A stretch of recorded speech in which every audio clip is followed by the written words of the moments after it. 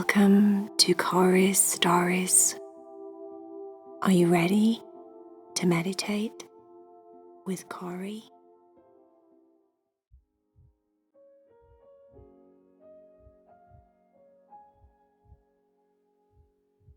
Are you ready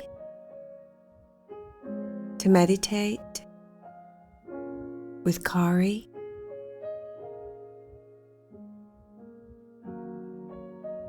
Lie down in your bed and make sure that you're comfortable. It's time to let go of the outside world. Time to slow down and relax your body. Taking a nice, big, deep breath, starting to slow down your breathing. Sending signals to your brain that it's time to relax. All is well in the world. And hopefully, you can fall to sleep. Lee had heard that there was a very special place not too far away from where he lived. He couldn't sleep. He'd been tossing and turning in bed, and he thought maybe some fresh air, going out for a walk, would be good. It was still quite cold in the evenings where Lee lived, so he put on some thick socks, a warm sweatshirt, and sweatpants, his boots, and then as he passed the coat rack in the hallway, he grabbed his jacket and put that on too. Before he opened his front door, went outside, and decided to go try this place he'd heard all about. Apparently, the bunny barn was open 24 hours. You could go there and grab a cup of tea or a coffee. You could have snacks, scones, cookies, piece of cake. He believed that they even served savory things like sandwiches and burritos, things like that. He wasn't hungry. It was too late for food, but maybe he'd have a cup of tea, he thought. A nice cup of chamomile tea would be a good idea since it was quite late at night and he would like to go home and sleep after this.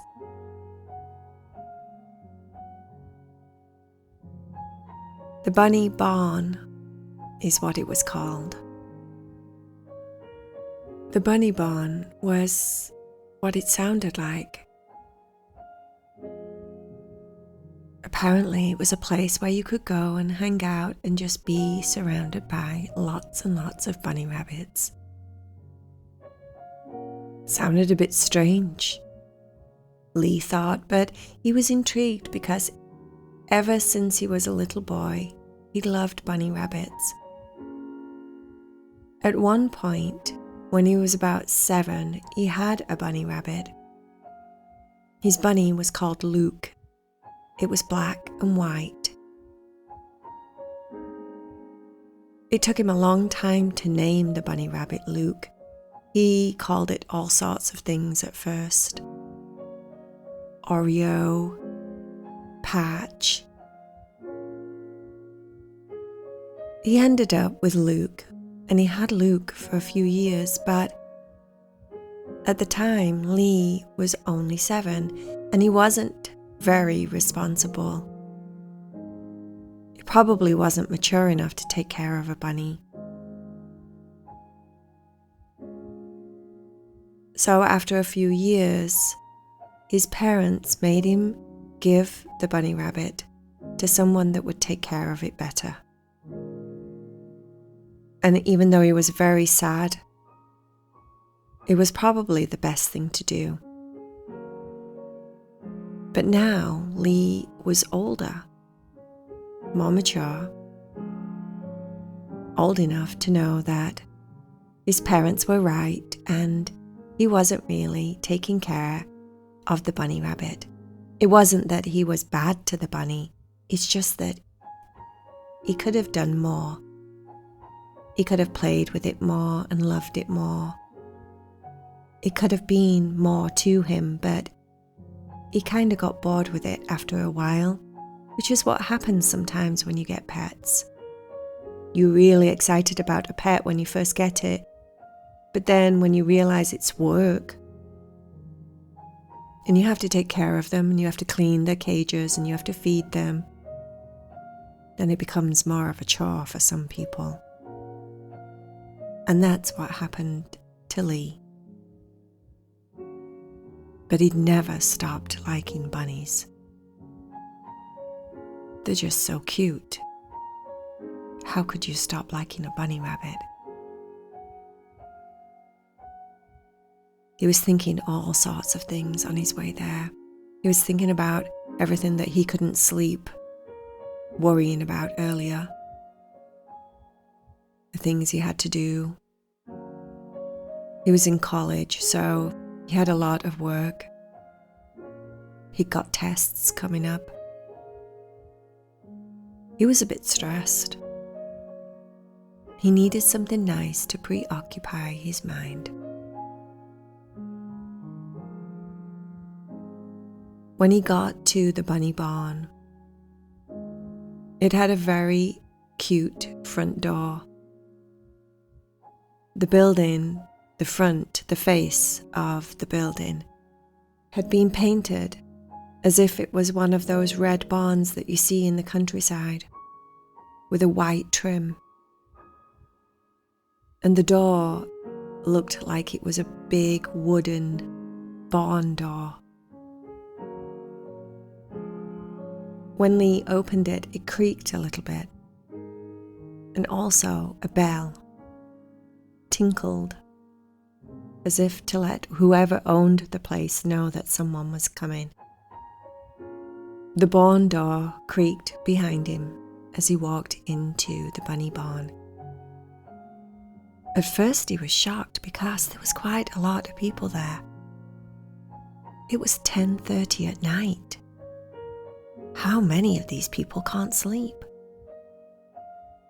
Or maybe it was just Lee that had gone to bed way too early. Maybe these people had not even tried to sleep yet, he thought. Maybe they were just still living their day. But 10:30 at night was super late for him because he had to be up early in the morning. Lee stood there for a few minutes, just assessing the place, thinking through what he would do first. He looked around the room. It was quite a big room. There was tables and chairs. There was also booths in the room, like when you go to a diner and you can sit at a booth. There was booths all along both of the walls. Inside was quite bright, just like the outside. It looked like a lot of wood, as if it was a barn, but also the tables were wooden, but they'd been painted red. And there was lots of white accessories all over. So even though it was wooden, it was quite bright inside. But the lights weren't stark bright. They thought this through, obviously, the people that created the bunny barn, because the lights were quite peaceful and calming. It wasn't like being in a doctor's office or anything like that. It was very relaxing. The atmosphere and the energy of the place was welcoming and very relaxing. Lee noticed that it was quite warm inside the barn, so he took off his jacket and held it over his arm. And then a lady approached him. She was wearing a red apron that was tied around her waist, so he assumed, as he took a quick glance around the room and noticed that there was quite a few people that must be staff that were wearing the same uniform, that she was staff. And he smiled at her and said hello, and she said, "Welcome to the bunny barn. Where would you like to sit?" Lee looked from left to right. He didn't really want to sit alone in a big booth. He saw what looked like an armchair, medium-sized, over in a corner, away from most people. And he said if it was okay, he would like to sit over there. "Yes, of course," she said. "Follow me." She walked through and around some of the tables in the middle of the room, and Lee followed behind her. She motioned for him to take a seat. There was a small round wooden table in front of Lee, and he assumed that that's probably where he'd be able to put his tea when he ordered it. He asked the lady if they had chamomile tea, and she said, "Yes, we do." Lee felt something move around his foot. He wasn't focused on anything at this point, just the lady and the conversation he was having. But he got drawn away from the conversation, and his attention went straight to his foot. And when he looked down, there was a bunny rabbit. And that's when he really noticed that there were bunny rabbits everywhere. The bunny that was down by his feet was black and white and patchy, just like Luke, his bunny that he had when he was 7. It made him smile, so big. It was like it was meant to be almost, like a sign that whatever made him not sleep, whatever made him get up and get dressed, whatever made him come to this place was a sign. Because here, the first bunny that came to greet him was Luke. Not actually Luke, his Luke, but it was a bunny that looked just like Luke.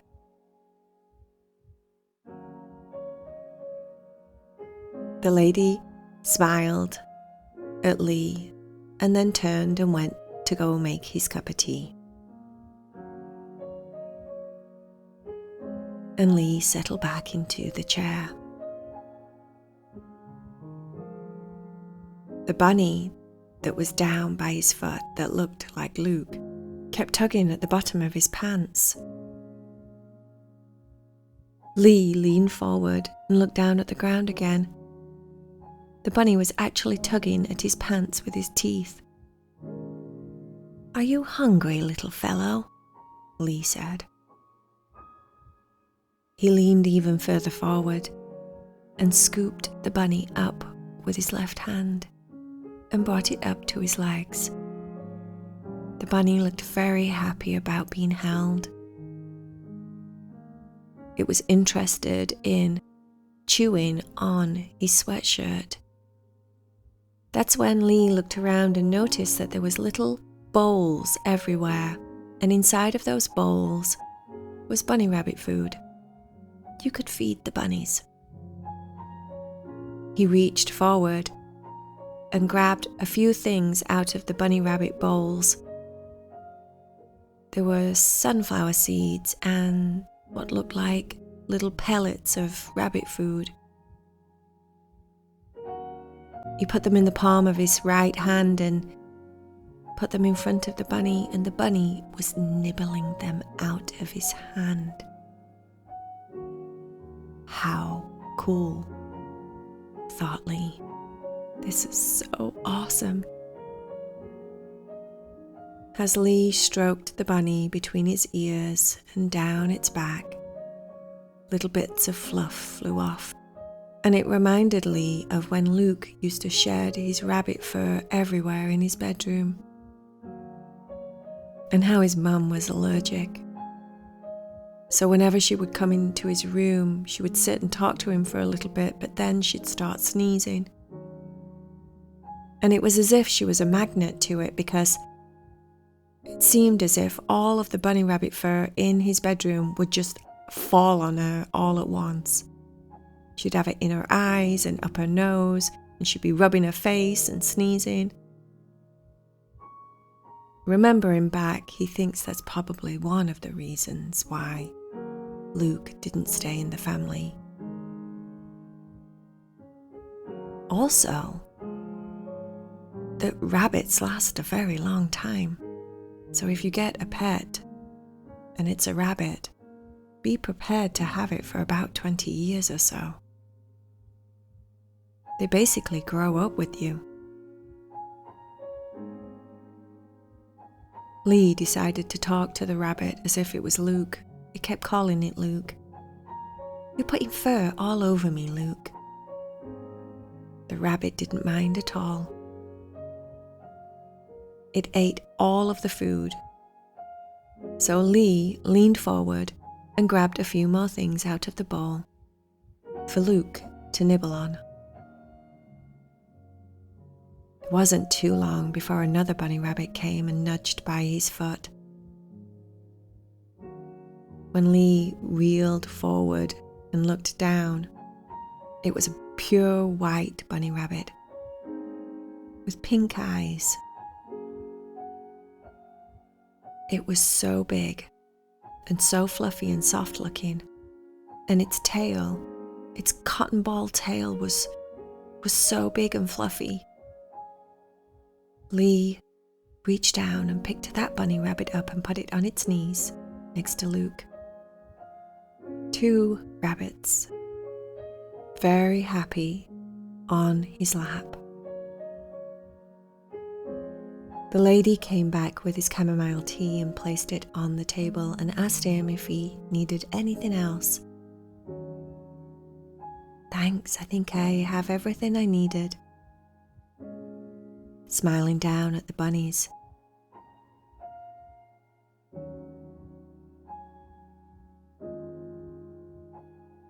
There was something about stroking a bunny rabbit that made you just relax. How soft they are, how silky and smooth their fur is, how warm they feel underneath your fingers and your hand. To just watch their little noses wiggle around and their eyes move curiously all over.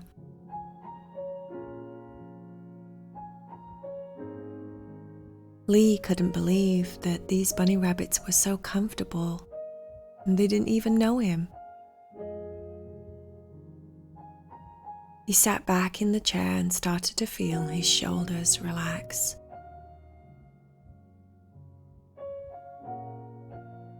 He looked around the room. There was all different kinds of people in there. It looked like a few couples. Some people were there alone, just like him. There was an older gentleman over in one of the corners of the room, sat in a similar chair to what Lee was sat in. And Lee watched him for a while. 4 bunny rabbits he had on his lap, and he was talking to them all as if he knew them very well. And the bunny rabbits looked so happy to be with him. Didn't look like they were forcing themselves to be with him. And these bunny rabbits would come and go. They'd jump down when they felt like it, and then some of them would come back, and then different ones would come back. Lee assumed he must be a regular or something, because it was like nearly all the bunny rabbits in this place seemed to know this old man, and they all liked him.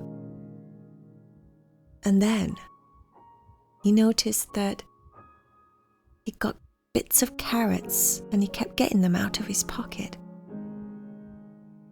He was feeding them extra treats, which apparently was okay. You had to let the people know that owned the place if you were going to feed them your own snacks, just to be sure that it was something that the rabbits could eat safely. Lee made a mental note that if he was coming to this place again, which he's sure he would because he really liked it, that he would bring carrots. Or he would do a bit of research to see what are some of the things that rabbits like to eat, and make sure to bring those as well. Lee drank his tea slowly, and people watched, constantly stroking Luke that still stayed with him right there on his lap. The white bunny had jumped down a while ago. Some of the bunny rabbits in there had the biggest, fluffiest, softest looking ears, but they didn't come anywhere near Lee, and he didn't want to force any of the bunnies to come and be with him. So he was quite content to just be sat on his chair drinking his chamomile tea with Luke, just watching the people enjoying the rabbits. And he could tell that all of the stress and anxiety he was feeling was fading away. He was getting more and more relaxed. His eyes started to blink slower, but he still kept smiling at people and enjoying Luke and what Luke was getting up to on his lap. But his blinking definitely got heavier and slower. He noticed after a while that his breathing slowed down, became shallower, more rhythmic, calming and peaceful.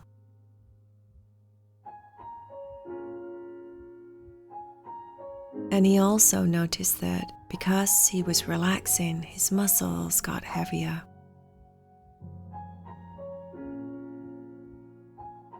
His legs were heavy in the chair. He could feel it.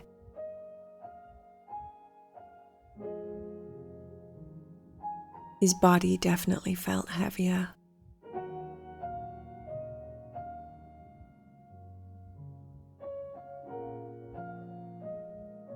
After about an hour or so, Lee decided that it was probably best if he went home and tried to go to sleep. He'd drank all his tea, and there was no more rabbit food left in the little bowl there on his table in front of him. So he took it as a sign that it was probably time to say goodbye to Luke and go home. He lifted Luke up with both hands and held him in front of his face and said, "I will see you again."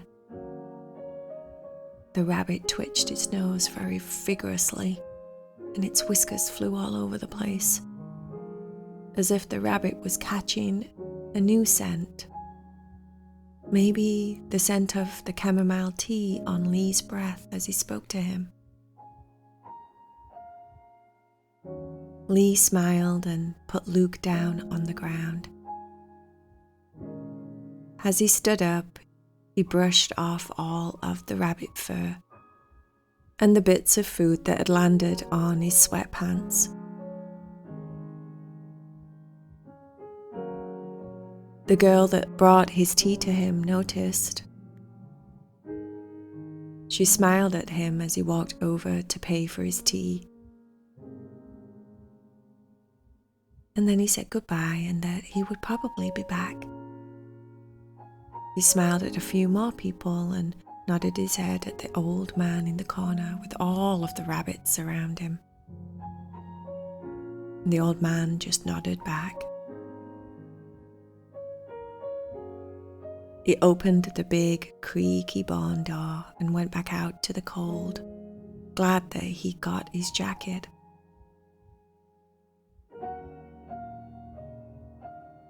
Walked home. Went to the bathroom. And then got back onto the top of his covers in his sweatshirt and his sweatpants and just laid there. He didn't even try to fall to sleep, he just fell to sleep. His eyes closed automatically and his body surrendered.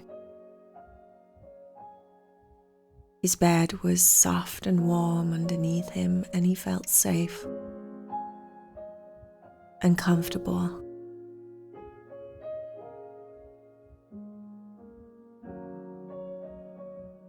Lee ended up having a really good night's sleep. He'd definitely go back there, to the bunny barn. Definitely.